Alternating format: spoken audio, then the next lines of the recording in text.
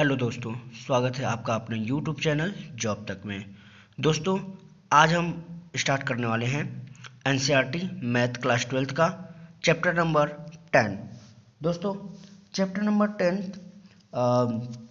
Vector है। Vector सदिश, इस चैप्टर का नाम है सदिश बीजगणितीय।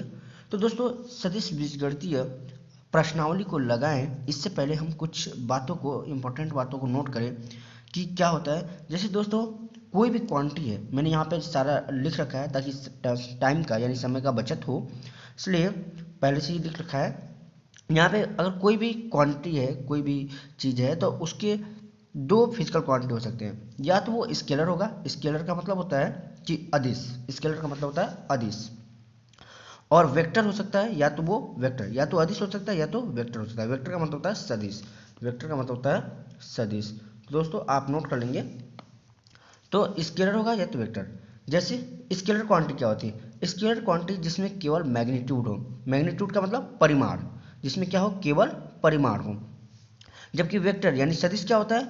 Magnitude as well as direction, यानी मैग्नीट्यूड तो होगा ही होगा, उसके साथ साथ क्या होगी, दिशा होगी। यानी परिमाण के साथ साथ दिशा भी होती है, तो उसको हम लोग सदिश या वेक्टर कहते हैं। जैसे कोई भी क्वांटिटी जिसमें परिमाण के साथ साथ क्या हो, दिशा हो, तो उसको हम लोग सदिश कहते हैं। जैसे दोस्तों, एग्जाम्पल के थ्रू लें तो हम कहें एक व्यक्ति है जिसकी लंबाई 5 फीट है। एक बॉय है, यहाँ पे मैंने बॉय लिख रखा है। तो एक बॉय है या एक व्यक्ति है जिसकी लंबाई 5 फीट है, तो क्या इसकी कोई डायरेक्शन है? नहीं, ये 5 फीट है, बस इसका मैग्नीट्यूड है। दैट मीन्स कि ये स्केलर क्वांटिटी है।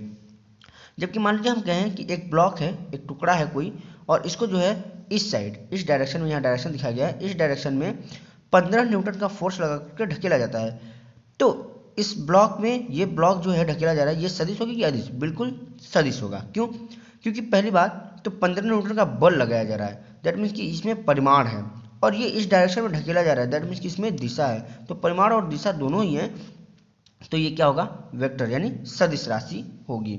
दोस्तों, इसी प्रकार से यहाँ पे इस साइड दिखाया गया है कि 20 न्यूटन का, तो ये भी सदिश है। दोस्तों, कुछ एग्जांपल हमने लिख रखा है कि जैसे स्केलर क्वांटिटी, दैट मीन्स कि अदिश राशियाँ क्या होती है। जैसे देखो, लेंथ हो गया, मास, लेंथ का मतलब होता है लंबाई, मास द्रव्यमान, टाइम समय, टेम्परेचर यानी ताप, एरिया क्षेत्रफल, वॉल्यूम यानी आयतन, और वर्क डन मतलब कार्य। ये सभी के सभी क्या हैं आपके, ये सभी के सभी स्केलर क्वांटिटी हैं। जबकि फोर्स यानी बल, वेलोसिटी वेग, एक्सेलरेशन मतलब कि त्वरण, डिस्प्लेसमेंट मतलब विस्थापन इत्यादि, ये सभी जो आते हैं आपके क्या होते हैं, ये जो हैं आपके वेक्टर क्वांटिटी यानी सदिश राशियाँ होती हैं। यानी इसमें दिशा और परिमाण दोनों ही होता है। दोस्तों, यहाँ थोड़ा सा आगे बढ़ें तो अब हम लोग दिखाएंगे रिप्रेजेंटेशन ऑफ वेक्टर, यानी हम लोग वेक्टर को कैसे डिनोट करते हैं, वेक्टर को कैसे रिप्रेजेंट किया जाता है। तो दोस्तों देखिए, ये है, ये लाइन, एरो लाइन जो है, ये वेक्टर को दर्शाती है, यानी इसको डायरेक्टेड लाइन या वेक्टर लाइन इसी को बोला जाता है। यही है आपका वेक्टर। जैसे हम एक एग्जाम्पल लें, हम ये कहें कि एक इनिशियल पॉइंट यानी कोई पॉइंट है ए, और इससे जो है वो बी तक गया है, यानी इस डायरेक्शन में बी तक गया है, तो ये इनिशियल पॉइंट हो गया, मतलब प्रारंभिक बिंदु हो गया, ये अंतिम बिंदु बी है, तो हम इसको वेक्टर ए से बी दिखाएंगे। ए से बी तक गया तो वेक्टर ए बी, या फिर इसी को हम लोग कह दें कि ये वेक्टर ए है, तो हम लोग वेक्टर ए दिखाएंगे इस तरीके से।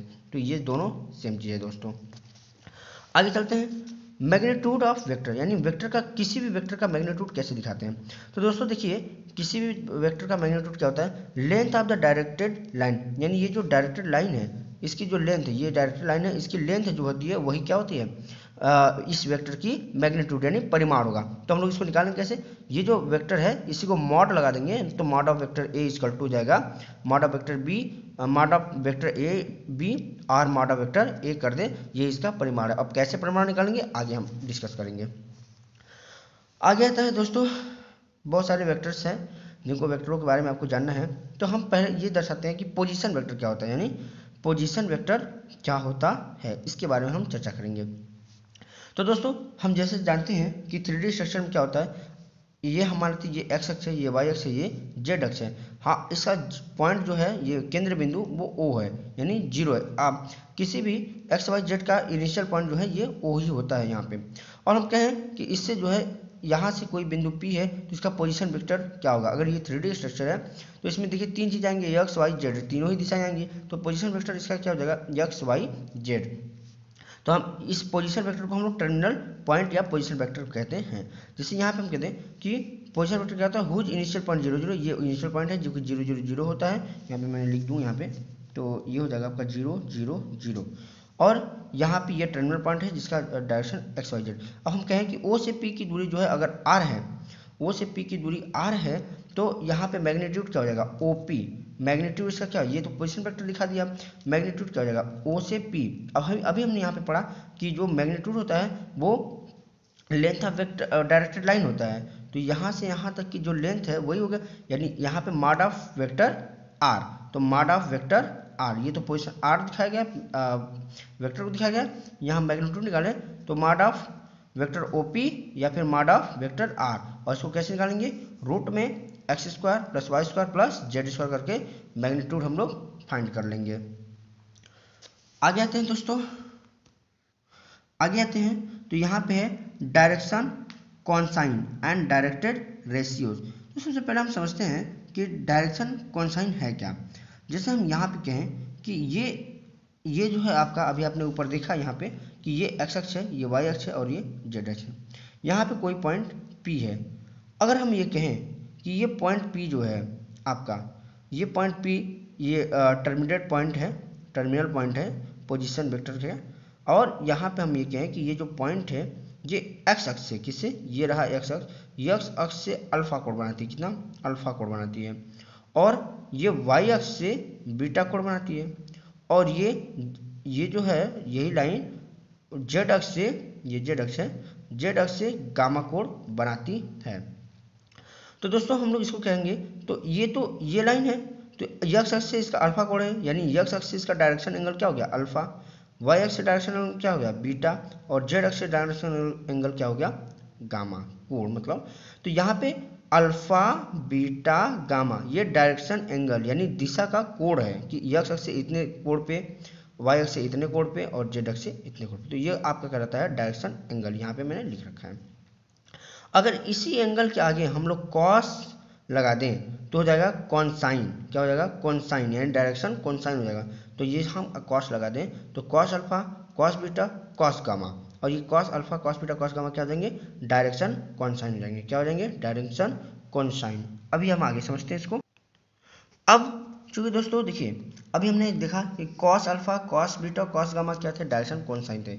अभी हम यहाँ पे समझते हैं कि कॉस अल्फा की वैल्यू क्या हो जाएगी। अब यहाँ पे देखिए, यहाँ पे हम देख पा रहे हैं कि चूंकि कॉस अल्फा कॉस थीटा बराबर होता है लंब बटे आधार। हम ये मान लें कि ये चूंकि वाई अक्ष है तो यहाँ पे हम अगर लंब डालें तो ये वाई डायरेक्शन में, तो हम इसको वाई मान लेते हैं, ये एक्स डायरेक्शन में, तो यहाँ से इसकी दूरी जो है O से यहाँ तक कि ए पॉइंट ए मान लेते हैं, और O ये पॉइंट O है, तो O से A की दूरी जो है आपका x मान लेते हैं, x अक्ष में तो x मान लेते हैं। तो cos अल्फा बराबर होता है, cos बराबर होता है cos बराबर होता है आधार बटे कर्ण। तो ये जो है आपका वेक्टर r है, तो यहाँ से cos थीटा बराबर यानी cos अल्फा बराबर हो जाएगा आधार बटे कर्ण, आधार है आपका x बटे कर्ण है r, तो x अपॉन r हो जाएगा। तो जिस प्रकार से cos अल्फा बराबर x अपन r, वैसे ही cos बीटा बराबर y बाई आर, और cos गामा बराबर z अपन r हो जाएगा। दोस्तों हम इन सबको एक शब्द में मान लेते हैं कि cos अल्फा बराबर x बाई आर, इसको हम l मान लेते हैं, इसको y बाई आर को m और z बाई आर को n मान लेते हैं। दोस्तों ये आप समझ गए कि कॉनसाइन क्या होता है। अब हम समझेंगे डायरेक्शन रेशियोज क्या होती हैं, डायरेक्शन रेशियोज क्या होती हैं, इन बातों को हम समझेंगे। देखिए डायरेक्शन रेशियोज क्या होता है, कह रहा है दीज नंबर, मान लीजिए हम यहाँ पे कोई नंबर मान लेते हैं, कोई नंबर है A B और C, कह रहा है such that they are proportional to direction cosine, और ये जो नंबर है, ये नंबर अगर ये डायरेक्शन कॉनसाइन के क्या है, प्रोपोर्शनल है, यानी x अपन r ये सब जो दिया हुआ है डायरेक्शन कॉनसाइन के प्रोपोर्शनल है, तो इसको हम लोग डायरेक्शन रेशियोज कहते हैं। तो जैसे हम कह रहे हैं कि ये A है, ये A है, अभी हमने इस डायरेक्शन कॉनसाइन को हम लोग LMN माने हैं, तो हम कह रहे हैं कि ये अगर A है नंबर, और ये नंबर जो है डायरेक्शन कॉनसाइन LMN की क्या हो, प्रोपोर्शनल हो, तो हम यहाँ पे कह सकते हैं कि ये जो है डायरेक्शन रेशियो है। जैसे हम कहें कि L is proportional to L, A is proportional to L, और हम जैसे कहें कि B is proportional to M और C is proportional to N, तो ये हो जाएगा आपका A by L, B by M और सी बाई एन।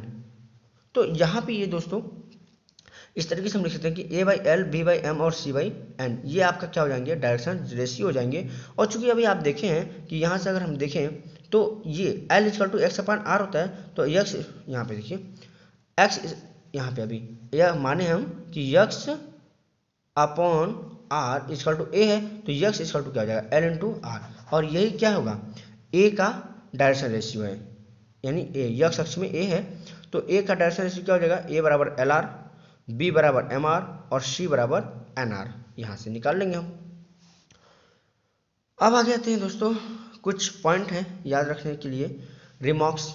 जैसे अब आप देखिए ये जो एल एम एन माने हैं, ये क्या होता है, अगर हम इसको कर दें L square plus M square plus N square equal to 1, ये होता है L square plus M square plus N square equal to 1 होता है। हालांकि यहाँ पे आपको प्रूफ की जरूरत नहीं है, फिर भी अगर हम चाहें तो हम प्रूफ कर सकते हैं इसको।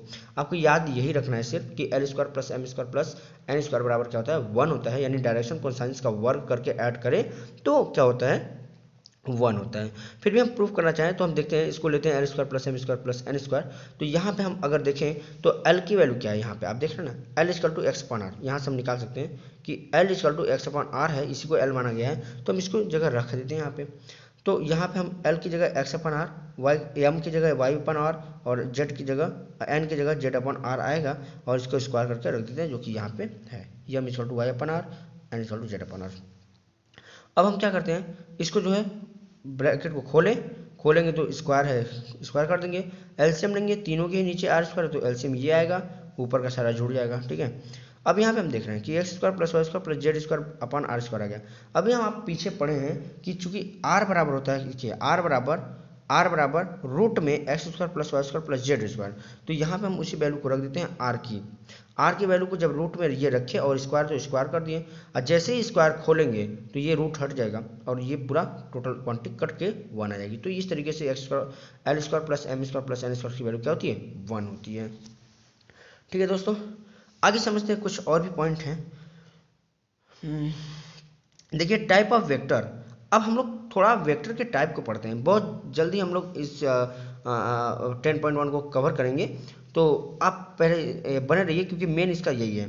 कह रहा है कि टाइप ऑफ वेक्टर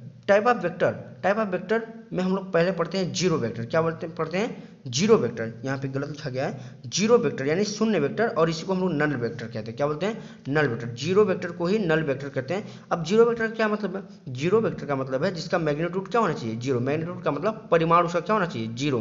तो जीरो वेक्टर किसको कहेंगे, देखिए यहाँ पे कह रहा है a vector whose initial and terminal point are constant, यानी कॉन्स्टेंट का मतलब होता है एक ही पॉइंट पर। जैसे हम ये कहें कि यहाँ पे एक वेक्टर ए है और ये इस पॉइंट से इस पॉइंट तक ही रह गया, यानी इसका कोई भी क्या होगा, क्वांटिटी। जैसे एक वेक्टर यहाँ से यहाँ तक जाता तो इसकी कुछ लंबाई, जो लंबाई होगी इसकी वही इसका क्या होगा, परिमाण होता। ये जो लंबाई होती है यही परिमाण। लेकिन हम कहें कि जीरो वेक्टर होता है जिसका इनिशियल पॉइंट और फाइनल पॉइंट दोनों ही सेम हो, तो उसका कोई भी परिमाण नहीं होगा कि इसका क्या परिमाण होगा। तो यहाँ पे आपका ये जीरो वेक्टर कहलाता है, और इसको इस तरीके से जीरो के ऊपर वेक्टर लगा के प्रदर्शित करते हैं। आगे आता है यूनिट वेक्टर। यूनिट का मतलब ही होता है इकाई, इकाई का मतलब होता है एक। तो ऐसा वेक्टर जिसका परिमाण क्या हो, एक हो। मान लीजिए कोई घर है, यहाँ से स्कूल की दूरी 1 किलोमीटर है ना, 1 किलोमीटर है या 1 यूनिट मान लेते हैं, तो उसको हम लोग कहेंगे इसका ये यूनिट वेक्टर है। और यूनिट वेक्टर हम कहें ये यूनिट वेक्टर ए है, तो इसको यूनिट वेक्टर ए ऐसे रिप्रेजेंट करेंगे। कैसे, ऐसे। आगे आते हैं को इनिशियल वेक्टर। क्या आता है, को इनिशियल वेक्टर। दोस्तों को इनिशियल वेक्टर उसको कहते हैं जो 2 हो, 3 हो, 4 कितने भी वेक्टर हों, लेकिन सभी वेक्टर का अगर इनिशियल पॉइंट सेम होता है, देखो नाम है को इनिशियल, यानी सभी का इनिशियल पॉइंट एक ही हो तो हम लोग उसको को इनिशियल वेक्टर कहते हैं। जैसे हम मान लेते हैं ये कोई वेक्टर है बी, ये कोई वेक्टर बी है और ये कोई वेक्टर ए है, लेकिन दोनों का ही इनिशियल पॉइंट क्या है, यही है, पॉइंट ओ मान लेते हैं इसको, पॉइंट ओ है, तो ये आपका वेक्टर ए और बी क्या हो जाएंगे, इनिशियल वेक्टर हो जाएंगे। दोस्तों हम लोग कुछ बातों को और आगे समझते हैं वेक्टर के ही टाइप्स को। दोस्तों आपको ये समझने के बाद क्वेश्चन तो चुटकियों में लग जाएगा। देखिए दोस्तों यहाँ पे ये क्या है, यहाँ पे है कि कोलिनियर वेक्टर क्या होता है, कोलिनियर वेक्टर। कोलिनियर वेक्टर को ही बोलते हैं पैरेलल वेक्टर। कोलिनियर वेक्टर को ही बोला जाता है पैरेलल वेक्टर। दोस्तों कोलिनियर जैसे मान लीजिए एक वेक्टर बी ए है, ये बी है और ये एक वेक्टर ए है, दोनों ही क्या है, पैरेलल है। पैरेलल का मतलब ये इनके बीच की डायरेक्शन हमेशा क्या हो, इनके बीच की दूरी जो है हमेशा क्या हो, सेम हो, तो उसको हम लोग कोलिनियर वेक्टर कहते हैं। चाहे वो दिशा में कुछ भी हो, ये इधर है ये इधर है, लेकिन ये एक दूसरे क्या है, पैरेलल है, तो हम इसको कोलिनियर वेक्टर कहेंगे। अब कोलिनियर वेक्टर के लिए ये जरूरी नहीं है कि ये दोनों ही बराबर हों, ये बड़ा भी हो सकता है छोटा भी हो सकता है, लेकिन इनके बीच की डायरेक्शन जो है वो क्या होती है, इनके बीच की डिस्टेंस जो है वो सेम होंगी, यानी ये पैरेलल होंगी। अब हम आते हैं इक्वल वेक्टर। इक्वल वेक्टर क्या होता है, same direction and same magnitude. यानी अब इक्वल वेक्टर में क्या होता है कि डायरेक्शन दिशा भी इसका समान होना चाहिए और ये परिमाण में भी क्या होना चाहिए, बराबर होना चाहिए, तभी हम इक्वल वेक्टर इसको कहेंगे। यानी वेक्टर ए अगर ये है, ये वेक्टर बी है, तो ये दोनों ही आपस में क्या हो, बराबर होने चाहिए। आते हैं निगेटिव वेक्टर। निगेटिव वेक्टर में क्या होता है, सेम मैग्नीट्यूड होना चाहिए पर अपोजिट डायरेक्शन होना चाहिए। जैसे ये वेक्टर का परिमाण जितना है उतना ही परिमाण इस वेक्टर का भी होना चाहिए, लेकिन ये दोनों क्या हो, ये इस डायरेक्शन में है तो ये इस डायरेक्शन में है, तो इसको हम लोग निगेटिव वेक्टर बोलेंगे। दोस्तों आगे चलते हैं, तो एक है फ्री वेक्टर। फ्री वेक्टर का मतलब होता है, कह रहा है without changing magnitude and direction can be displace parallel.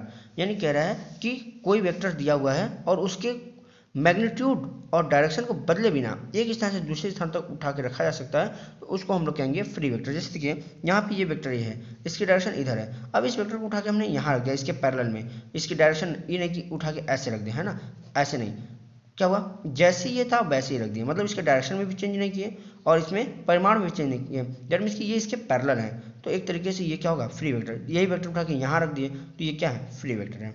तो आई होप दोस्तों कॉन्सेप्ट अगर आप समझ गए होंगे तो क्वेश्चन बहुत ही आसान है। आइए हम लोग एक्सरसाइज 10.1 को देखते हैं कि क्या है 10.1 एक्सरसाइज। हाँ तो दोस्तों यहाँ पे मैंने बुक रख रखा है, 10.1 खोला हुआ है, आपके पास बुक तो होगा वैसे। यहाँ पे देखिए ये जो क्वेश्चन है ये कह रहा है उत्तर से 30 अंश पूर्व से 40 किलोमीटर के विस्थापन का आलेख रेखीय निरूपण कीजिए। दोस्तों चलिए हम लोग बनाते हैं, है ना। तो पहला क्वेश्चन जो है वो इस यहाँ पे हम लोग करते हैं इसको। देखिए जो 10.1 है वो ऐसे है, ये कह रहा है, जो पहला क्वेश्चन था ये ऐसे कह रहा है कि उत्तर, पहले तो हम बनाते हैं डायरेक्शन, ये आपका हो गया, ये है आपका ईस्ट वेस्ट मतलब पूरा पश्चिम, नॉर्थ यानी उत्तर, और ये है आपका दक्षिण साउथ।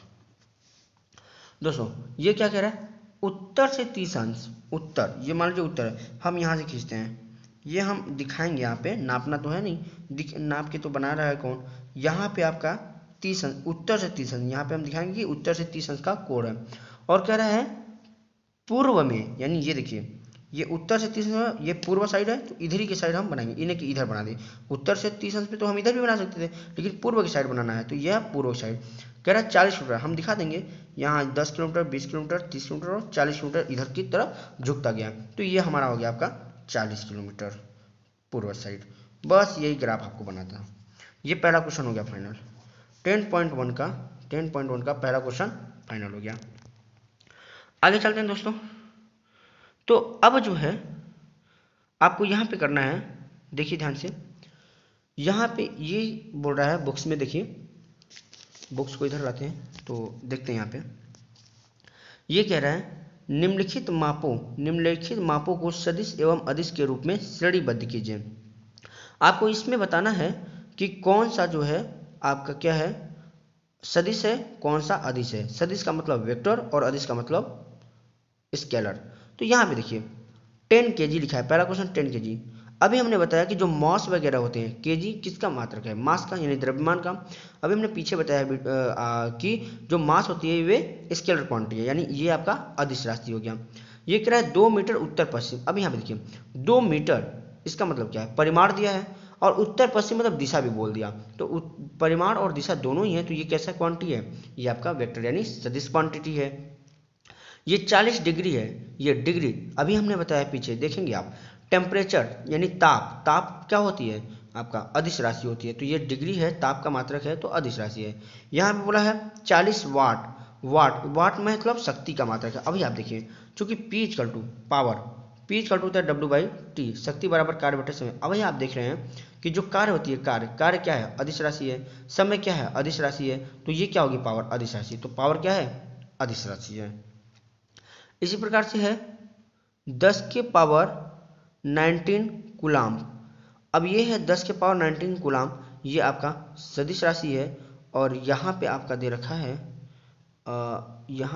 रखा है कि 20 मीटर पर सेकेंड स्क्वायर। अब ये मीटर पर सेकेंड स्क्वायर त्वरण का मात्रक होता है। अभी आपने देखा पीछे कि त्वरण जो होता है वो सदिश राशि होती है, तो ये आपका सदिश राशि है।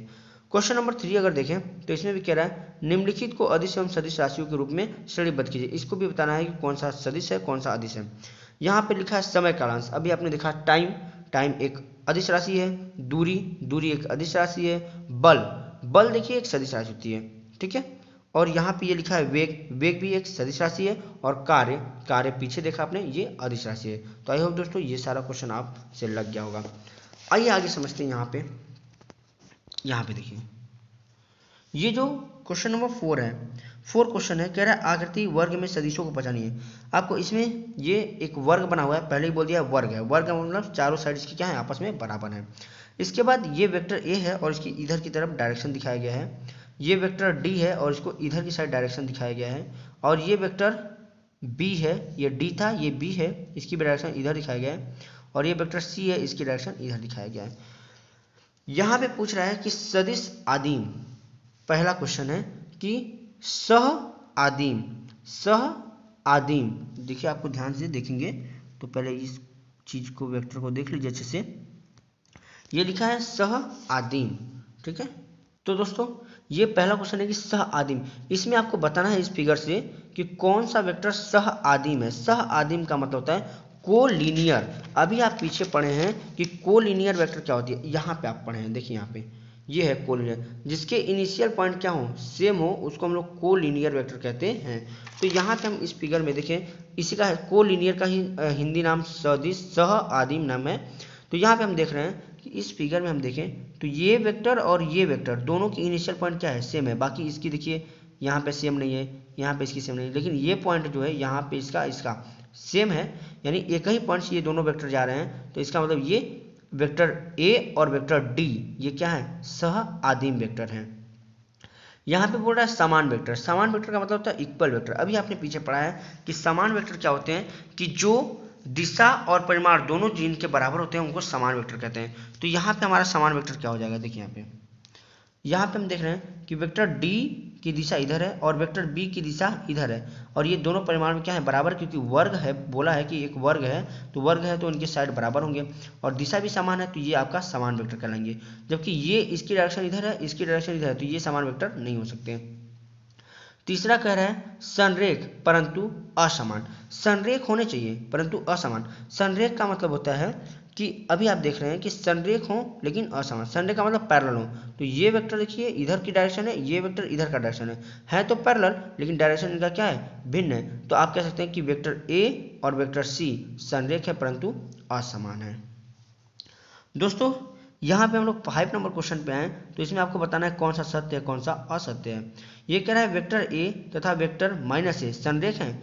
बिल्कुल, अभी हमने बताया कि जो कोलिनियर वेक्टर होता है ये पैरेलल होना चाहिए, एक दूसरे के पैरेलल होना चाहिए, दिशा चाहे जो भी हो। तो हम अगर ये कहें कि वेक्टर ए है, ये वेक्टर बी है, ये डायरेक्शन इनका भिन्न हो, ये इधर बराबर है और इधर भिन्न है, फिर भी ये क्या है, आपके हैं तो कोलिनियर। तो यहाँ पे हम कह सकते हैं कि माइनस दिखाता है कि दिशा इसके विपरीत है और परिमाण में दोनों ही बराबर हैं, ये ए है ये है, तो ये संरेख हैं, बिल्कुल हैं। तो ये आपकी सही हो जाएगी।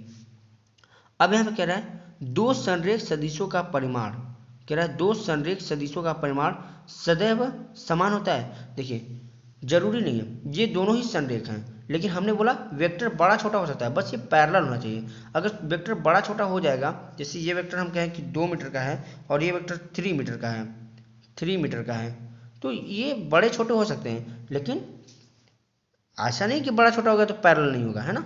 तो यहाँ पे ये गलत हो जाएगा क्वांटिटी, क्योंकि कह रहा है कि दो संरेख सदिश परिमाण में सदैव समान होते हैं, ऐसा नहीं है, बड़ा छोटा हो सकता है, ठीक है, बस पैरेलल होना चाहिए, तो ये गलत हो गया। यहाँ पे कह रहा है समान परिमाण वाले दो सदिश संरेख होते हैं। कह रहा है अगर जिनकी परिमाण क्या है, समान है दो सदिश का, तो क्या वो संरेख होंगे? जरूरी नहीं है। क्यों नहीं जरूरी है? क्योंकि देखिए यहाँ पे कह रहा है मान लीजिए ये एक वेक्टर है ए, ये 3 मीटर है, और ये एक वेक्टर ऐसे है, ये 4 मीटर का है, या फिर परिमाण में समान 3 मीटर का है, तो इसकी दिशा इधर है, इसकी दिशा इधर है, तो ये कहाँ से एक दूसरे के क्या हो सकते हैं? संरेख हो सकते हैं। ये इसकी डायरेक्शन इधर होगी, इसकी डायरेक्शन इधर हो गई, तो संरेख तो होगा नहीं, तो ये भी आपका रॉन्ग है। अब यहाँ पे कह रहा है कि समान परिमाण वाले दो संरेख सदिश समान होते हैं, ये भी गलत है, जैसा कि पीछे पूरा बता दिया गया है। तो आई होप दोस्तों 10.1 आपको समझ में आया होगा और आप अच्छे से इसको रिवाइज करिए। दोस्तों समय बचाने के लिए मैंने सारा लिख रखा था, आप फटाफट उसको वीडियो को पोस्ट करके नोट कर सकते हैं अगर करना चाहें तो। ओके दोस्तों, थैंक यू सो मच।